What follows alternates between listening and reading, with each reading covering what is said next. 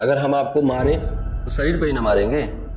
पूरा जब शरीर पुराना हो जाता है तो वो कि हम जो है मतलब चिंतन का विषय है, चिंता का विषय नहीं कि कहाँ से हमें इसके बारे में दुनिया के अलग अलग फिलोसफर्स, अलग अलग रिलीजन्स, अलग अलग या इस दुनिया में वो निर्मित हो रही है। ये बहुत गहन शोध का विषय है। स्किन कहीं बीच से फटी नहीं, आप बड़े होते गए, बड़े होते गए, हड्डी बीच से टूटी नहीं, आपका हड्डी बड़ा होता गया, इतनी ही तो हड्डी थी। और मरने के बाद आदमी का आ जाता है। ये रहस्य बहुत बड़ा है। चार्वाक क्या कहता था? यावत जीवे सुखम जीवेत रम कृत्वा घृतम पीवेत। खाओ पियो मौज करो, इस दुनिया के बाहर कोई दुनिया नहीं है। लेकिन एक बहुत बड़ा रहस्य है इस दुनिया में, जीवन कहां से आता है और मरने के बाद आदमी का आ जाता है। ये रहस्य बहुत बड़ा है। और चाहे कोई भी धर्म हो, भारत में विकसित हो या भारत के बाहर विकसित हुआ हो, इन दो बातों पर उसका केंद्रण जरूर रहा है कि जीवन कहां से आ जाता है। ये शरीर वो उन चीजों से मिलकर बना है जो पृथ्वी ग्रह पर पाई जा रही हैं। कोई भी शरीर में कोई भी ऐसी चीज नहीं है जो पृथ्वी ग्रह पर ना पाई जाती हो। हम जो कुछ भी खाते, ये शरीर क्या है? चावल रोटी दाल सब्जी है ना ये शरीर। और क्या है? दूध है। किसी के शरीर में मुर्गा भी घुसा हुआ है ना। मक्खन है, पनीर है, यही सब ना है ये शरीर। उसी से ना बना है ये।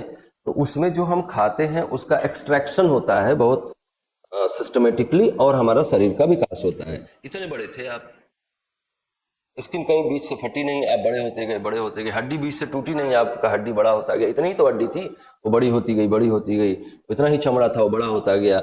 इतना ही सब कुछ था, वो बड़ा होता गया। तो वो बड़ा होता गया कैसे? ये सब दाल चावल सब्जी रोटी दही अचार सलाद पापड़ है ये, है ना। मुर्गा है, मछली है, बकरा है, सब इसमें शामिल है। तो हम इसमें कुछ भी ऐसा हमारे शरीर की बनावट में नहीं है जो इस लोक का नहीं हो। लेकिन हमारे शरीर में जो चेतना है वो तो पारलौकिक है, या इस दुनिया में वो निर्मित हो रही है।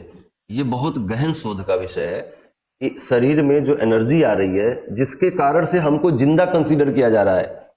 मरने के बाद भी आंखें रहेंगी, मरने के बाद भी कान रहेंगे, मरने के बाद शरीर का कोई अंग ऐसा नहीं है जो चला जाता हो, सब सारे सारे अंग वैसे ही रहते हैं। लेकिन वो अंग एक्टिव क्यों नहीं होते हैं, क्रियाशील क्यों नहीं होते हैं? उनकी क्रियाशीलता के लिए कौन सा तत्व है हमारे शरीर में और वो कहां से आ रहा है? ये बहुत बड़ा प्रश्न है।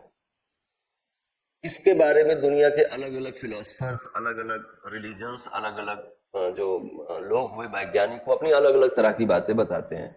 तो चार्वाक बोलता था कि इसमें कुछ नहीं है, ये जो है तमाम तत्वों के मिल जाने से प्राण अपने आप उत्पन्न होता है। जैसे हम कत्था सुपारी और चूना मिला के पान खाते हैं तो लाल रंग अपने आप उत्पन्न होता है।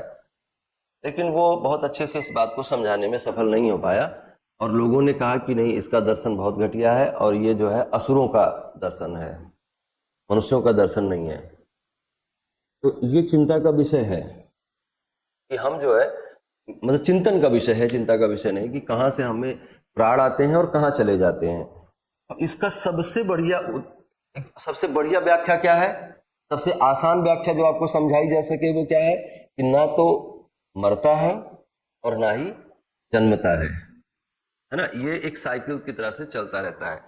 तो भगवान कृष्ण ने भी कहा कि जीर्णानि वस्त्राणि यथा विहाय नवानि गृहाणात् नरोपराणि। ये तो ऐसा है कि जैसे जीर्ण शीर्ण कपड़े छोड़ देते हैं हम, और नवानि गृहाणात् नरोपराणि, आदमी नए कपड़े धारण कर लेता है, वैसे ही आत्मा जो है पूरा जब शरीर पुराना हो जाता है तो वो नया शरीर धारण कर लेती है। मतलब कि कोर बात क्या है? आत्मा है, शरीर नहीं है। कोर कंटेंट क्या है आपके जीवन का? आत्मा है। शरीर तो ऐसे ही है, छाया है केवल, वो झूठा है, वो एक दिन छोड़ना पड़ेगा इस शरीर को। तो बचेगा कौन? आत्मन बचेगा। अच्छा, ये आत्मन शब्द भी आया कहां से? आत्म से आया कि मैं कौन हूं। तो मैं की तलाश में लोगों ने पहला पहला तो शरीर, पहला अनुभव हमारा, जैसे अपने होने का पहला अनुभव कहां से आता है आपको? अपने शरीर से। अगर हम आपको मारे तो शरीर पे ही ना मारेंगे। तो आपको अपने अस्तित्व का पहला बोध किससे होता है? अपने शरीर से। लेकिन जब आप इस बोध को और गहरा करते हैं कि मैं कौन हूं, तो आप वहां पहुंचते हैं नहीं, शरीर के अलावा भी मैं कुछ हूं। जो शरीर के अलावा जो आप हैं वही आत्मन है, वही आत्मा है, उसको अलग अलग धर्मों ने आत्मा कहा। तो वो कैसी है? वो अनाशवान है, उसका विनाश नहीं होता, वो सतत है, हमेशा थी, हमेशा है, हमेशा रहेगी, और ये प्रक्रिया में व्यक्ति चलते रहेगा, ऐसा ये मान रहे हैं।